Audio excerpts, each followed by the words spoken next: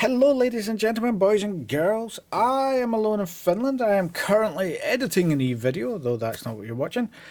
And somebody introduced me to the world of Lazerpig. Now, I have been sort of commenting, critiquing, ranting about particular things in Eve for a long time, and one of my biggest issues with Eve Online as a game is the fact that the developers behind Eve Online have this sort of adversity to putting in PvE content. They do put it in, I'm not saying that they don't, but they favour PvP over everything, even though PvP is a much sort of lower chunk of the game. They happen to favour nullsec over any other, whether it's wormhole or highsec, and when they do things towards highsec, they are trying to push people into the PvP side of it. Now, I have had many different sort of comments and critiques and rants about this in the past. However, recently I have sort of been introduced to the world of Lazerpig, and a video of his from about 3 years ago, which is called Pig Rants, Sea of Thieves, basically says everything that I've been saying for a while, goes into a bit more detail, although it's geared towards Sea of Thieves. It's to do with the fact that so many sort of games have failed because they've been too focused on PvP. However, as he's talking about this, my mind is sort of wandering because I'm editing, I'm watching, I've got an ADHD brain, so it's bouncing off squirrels. And one of the things I was thinking about, one of my big problems with Eve, how it exists at the moment, so this is more of an idea, is that the travel is a problem, especially in highsec. The travel is a problem. Now, for those of you that don't remember back in the day, at one point when you were in nullsec, the jumping mechanics were different and you could jump further, a lot further. And one of the tricks that sort of I know was sort of bouncing, where you would use a Titan to move some ships that were capable of jumping on their own to jump further, or you could use bridges to jump at sort of the same distances, I think, as today, but then you would be able to jump longer than that. And part of sort of limiting the PvP, almost trying to draw out the PvP and draw out sector control and stuff like that, they messed with the jump mechanics and things like this. And this was them sort of trying to make it harder to invade somebody else's space. And I do understand why they did that, although fairly recently I took a trip up north when I was in actually playing in Eve. I went up north to somewhere where I used to jump about an awful lot. One taxi in nullsec space, and it's dead. It's obviously controlled by somebody, but there was nobody there. I was there for an entire week just ratting, and I saw about 6 ships pass through the systems that I were in. Nobody doing anything. There were some stations there, but they were not occupied.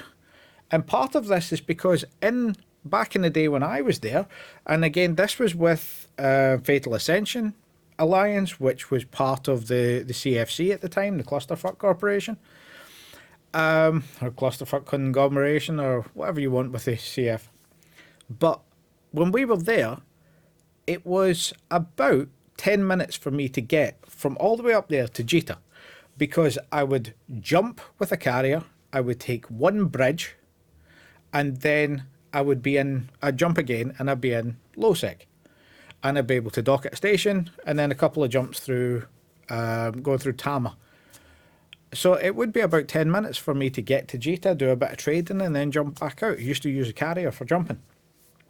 Nowadays, that run actually coming all the way back through highsec used to took me about an hour.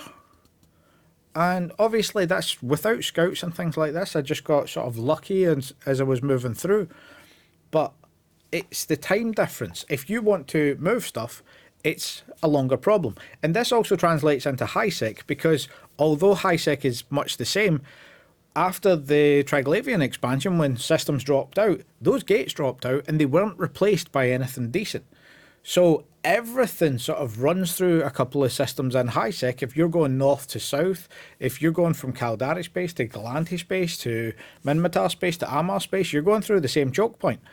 And it used to be a bit of a route but there was two different ways sort of down to Amar. There was a sort of loop system as opposed to a highway. And that's kind of the problem. So going down to Amar, if you're not going through low sec, you're doing 20 odd jumps instead of the sort of 10 to 15 that it was. And back in the very early days, there was actually a connection hub there that would allow these things to work better. Now, I think that's a good system. The old system, I think having that quick connection between all the trade hubs would be something that lore-wise would be something they would want to do, especially after the Triglavian invasion, and you've got these sort of societies coming together to fight a common enemy. That makes sense to me, sort of lore-wise. Also, game mechanic-wise, if you've got this cross point, it makes far more sense.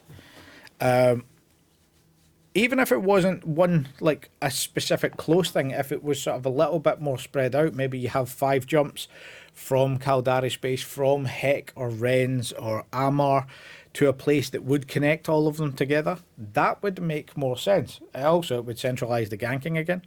But at the same time, it would shorten the main player trip. If I want to take a freighter from Heck up to Jita, it's 45 minutes if I'm actively flying. So that's jumping gate to gate. Still 45 minutes. It's a royal pain in the backside. But this leads into that sort of observation is something that the developers are well aware exactly how short the average playtime is. As they said years ago when it came for Abyssal, the average playtime is sort of 15 to 20 minutes. So making something that fits in that time makes more activity. But also just making general events that could be lessened.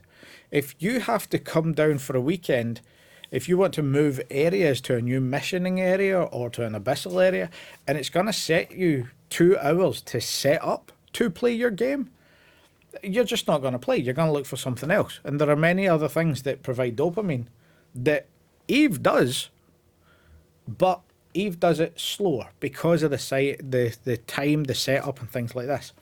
Also, I do think that the ganking mechanic, when it comes to high sec, needs looked at. Just purely because of the fact that at the moment, if you're doing it with low, cheap ships and you are not getting banned, and you can still sort of move through gates and things like this, it creates this sort of incentive. And this comes directly to the video that I saw from Lazerpig for Sea of Thieves, where he's talking about the fact that when you have these sort of very PvP focused things with very little punishment towards being nasty, you actively attract people that just want to screw with other people, which creates this toxic environment. Now, this also goes into the fact that I am talking about a suggestion on YouTube. Part of the reason I'm talking about a suggestion on YouTube is because the EVE Online forums are toxic as shit. Because if you go on there and suggest anything that isn't the current norm for the game, you will get shit off of so many people it's unreal. And I've literally gone on with multiple different characters over the years and sort of made comments, offered suggestions. So some things that had actually been offered up before and were in the game plan. There's one particular thing when I was talking about the smaller stations where I offered this as an idea, and it turned out that it was one of the developers' ideas that had sort of been shelved for a while. But the response was so toxic and hate-filled. The guy ended up getting banned because essentially I was just asking questions and putting forward information. And I was making a very specific point not to be an arse. I do this on forums. You could label it as ethical trolling. I can see a guy being nasty and I'm thinking, well, I'm just going to provide enough information that this guy takes enough rope to hang himself, because he is being immediately aggressive, nasty, making slurs and things like this. It wouldn't take much to get him banned. Getting him banned is not a bad thing considering the previous posts. So, by the way, this isn't related to any game character that you've seen. When I make these posts, I specifically make it with characters that have not been on Tinterweb for this reason. I don't want things locked down. I don't want people attacking stuff, any of that jazz. But that sort of toxicity, I was kind of shocked when somebody came out, sort of one of the, whoever supervises the forums comes, has a look at it, and removes anything that's got a negative word in it, let's say, a slur against a type of person. This guy was making comments against several other people in the thread. But they didn't remove him. And it turns out that he had done this before, many, many times, and they didn't remove him. And I'm sat there going, if you've got somebody that's using that type of language and is generally given that kind of attitude to somebody just offering an idea, why are you not punching them straight out of the forums? I don't understand that. My personal sort of thing is, if you've got toxic behaviour in your thing, that's not something you want. So get rid of it. I don't know why it wasn't, but that's part of the reason why I figure it's a better idea. If you're the type of person that is going to make suggestions and things like this, make a YouTube channel, throw your suggestions up, see if people grab onto them. And with that, here's another suggestion that I had. And part of this is the sort of workaround, and it's inspired by the sort of, again, inspired by Lazerpigs sort of video on Sea of Thieves. Because what he's talking about in this is he's comparing a couple of things. It might have been a previous Pig Rant video about another pirate game. But he was talking about the travel and that being a problem in EVE. But then I thought one of the things that EVE Online did at one point was walking in stations. It wasn't fleshed out. It was a bit of a sort of technical demo. It was in the game. When you logged in, you would be in your character, your physical form, and you could walk around an office, go and see your ship, change your ship and have a look at it. You couldn't do much else. But what if that was something you could do in your ship? So say for instance you're in a ship, you have some things that you could do that you could manually do. I'm not entirely sure what, like say for instance mini games. Say for instance they have Project Discovery. What if Project Discovery was something that you could actively bring up, so that it was a physical thing on, like on a screen in game. So instead of just a little window that you bring up, there's more physical interaction with the character. Or other mini games along those lines. I absolutely despise the gambling in the game, but that could be something that could be accessed from, say, a console inside the ship. And the hardware's already there, in part. Obviously, a lot of things need built, but there is something in the game for walking in games, for physical movement. So why not put physical movement inside the games? And EVE is constantly sort of going over the looks and things like that over their games. Wouldn't that be an idea for the interiors of your ships as well as something else to show off? The idea behind this is that it's a distraction if you're doing something slower, something long term. And I don't think it's a particularly bad idea. I don't think it's a particularly good idea. I just think it's a general idea that I put out there, because when you listen to some ideas, you might get other ideas. And I thought the walking in station thing was quite an interesting thing. I was sort of hoping that it would be a physical exchange and more things to do in the stations. Obviously, it just basically got shot in the face, but it's an idea for something to do. If you're not going to address the fact that EVE takes so long to play, if you're just transversing space in a bigger ship, taking hours or days depending on what you're doing, then it might be something else that could be added in that would make the journey less boring. I'm sort of thinking from a new person's perspective. If you're somebody who's joining the game, what would make the journey from place to place less dull? So that's sort of where this idea has come from. That's where this sort of, it's something that sat at the back of my mind essentially, and especially when it comes to EVE Online, when it comes to that sort of the down moments. You get an awful lot of games, you get an awful lot of different videos on YouTube about games that show very high-packed action when the games themselves have quite a boring game look.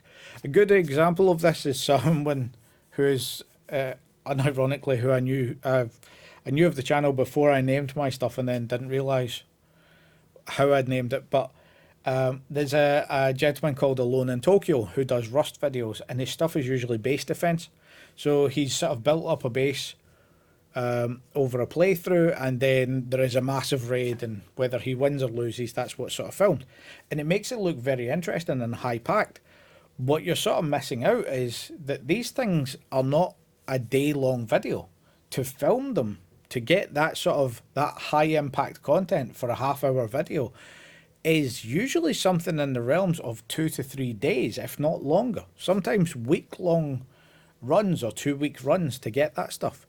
Rust is a fantastic game in my opinion, but there is quite a slow game loop that grind up to get the good stuff. So it's not everybody's cup of tea. And Eve is further down that line when it comes to that grind loop. That grind loop is years in existence to get anywhere. The facts from a few years ago that were put out by CCP talking about the fact that the average player is 67 years old, has been playing the game for 67 years old, and across all of their accounts has an average of 10 billion ISK. Now, for myself, I had, at the time that they put out that video, I had about 45 billion, I think. And I sort of came back into Eve and specifically did manufacturing, not trying to build and not trying to earn money, but I was in a place where I didn't have much work on. I didn't have much going on. I was looking after the kids when they were very small. So a lot of time was spent with children that were asleep or waking up for bottle feeds and stuff like this. So my thing was to play Eve and to do manufacturing, bring that stuff back on. And then just doing that, I managed to sort of up my fortune by what I would say is a half. It went from 40 billion to like 80 or 90 billion, but a lot of that was the inflation of the currency inside the game. A lot of things that I owned went up in price massively. Orcas were one that were like in the region of 400 million. And I have a few orcas. By the time I'd sort of finished doing this, they were worth well over $1 billion. It also happens that battleships jumped around about this time as well, and I had a fair few of those. So it was, I think I increased about 50% on what I had, but it was an awful lot of work to do it. And it was quite literally almost full-time job hours. So there is a hell of a grind in the game.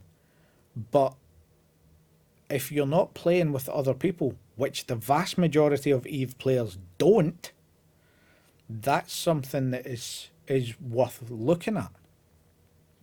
So I think that as per anything that I'm sort of doing, while I'm offering criticism and ideas and critiquing things like this, I want the best for the game.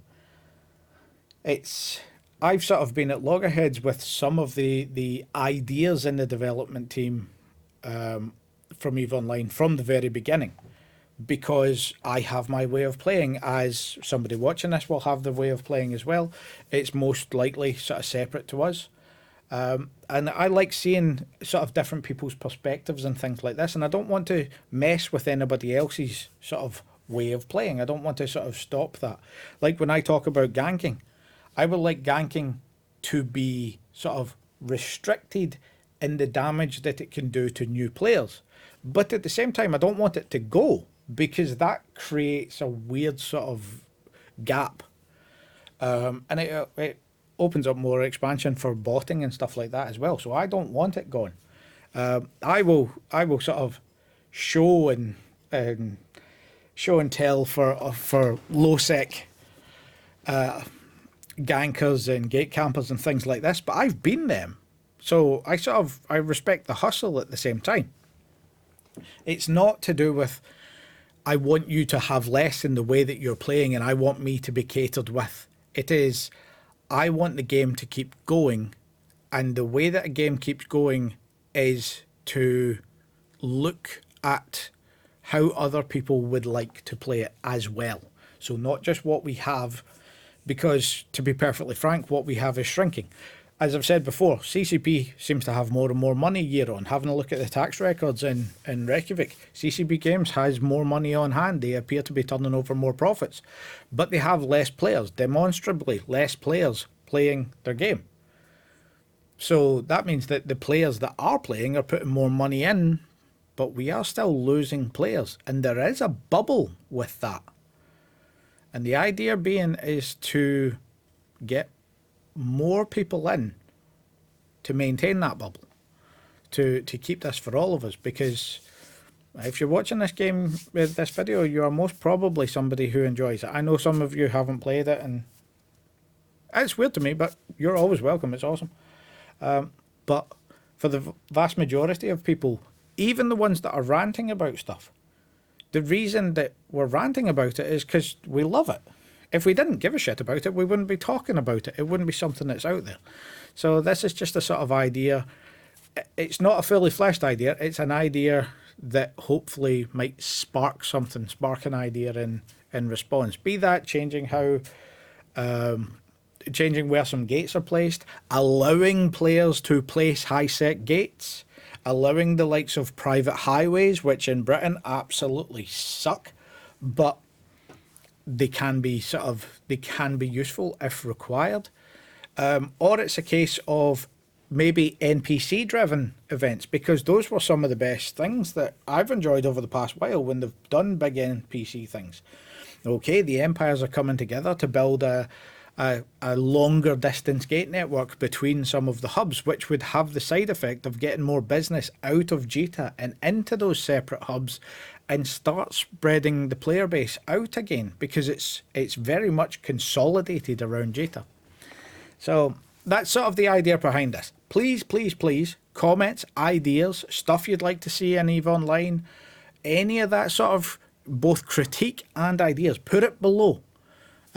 Because if you write it out, somebody might see it. That's the sort of idea. It also sort of is something good for me to see where people's heads are at as well, and possibly change my opinion and different ways of doing it.